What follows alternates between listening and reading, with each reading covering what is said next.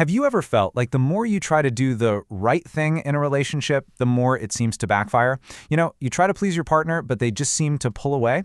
Well, today we're digging into a pretty provocative idea from a text called The Power of Ordinary Status, and it claims that one single word, just one, could completely flip that dynamic.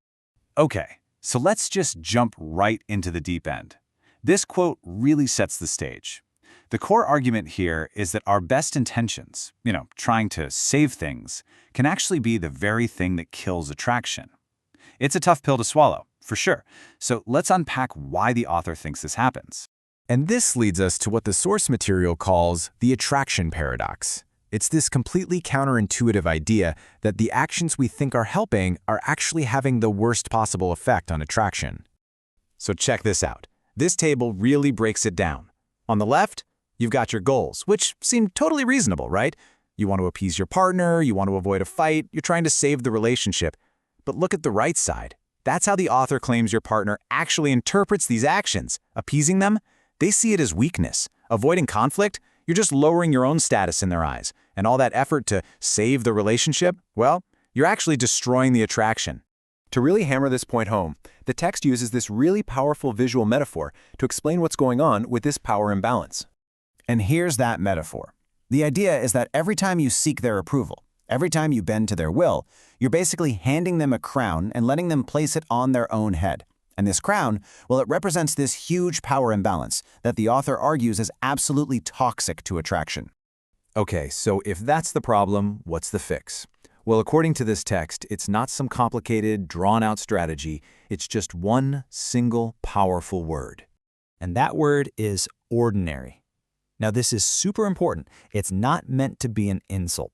Not at all. You have to think of it more like a strategic tool. It's a way to gently signal, hey, your status isn't way up here above mine. It's kind of like a verbal reset button, designed to, well, shatter that crown we were just talking about.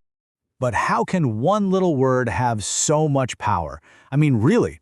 Well, according to the source, it's not about the word itself, it's about the mindset that's behind it. And this gets us to the absolute foundation of this whole idea. The author calls it an abundance mindset, and it's really built on two core beliefs. First, you are not terrified of the relationship ending. And second, you genuinely believe that your partner is, when it comes down to it, replaceable. Without that internal security, the author says the word ordinary is just an empty tactic that's going to fall flat. So how do you even get to that mindset? The text actually lays out a pretty clear path. It's a progression. First, you have to detach from the outcome. Stop being so afraid of it ending. Then, you internalize your own value. Really believe that you have other options. And only then can you do the third step. Project that indifference. Your responses start to signal that you are just not dependent on her approval anymore. And all of this leads to what might be the most surprising claim in the entire text. What your partner actually fears? Well, it's probably not what you think it is. Whoa. Okay, let's just let that sink in for a second. This is a fascinating twist, isn't it? The author's saying the real power move isn't threatening to walk away. It's staying right where you are, but showing that you don't need her anymore. It's that self-sufficiency, while you're still there, that completely changes the game. So when you boil it all down, this whole strategy is designed to reframe her core anxiety.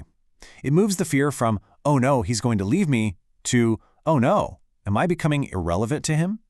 And according to this framework, it's that fear of irrelevance that actually reignites attraction. So, this is presented as a way to reclaim power and restore that spark. But it does leave us with a pretty big question to think about, doesn't it? Is this really a tool for creating a healthy balance in a relationship, or is it just a mechanism for control and manipulation? I'll leave you with that one to chew on.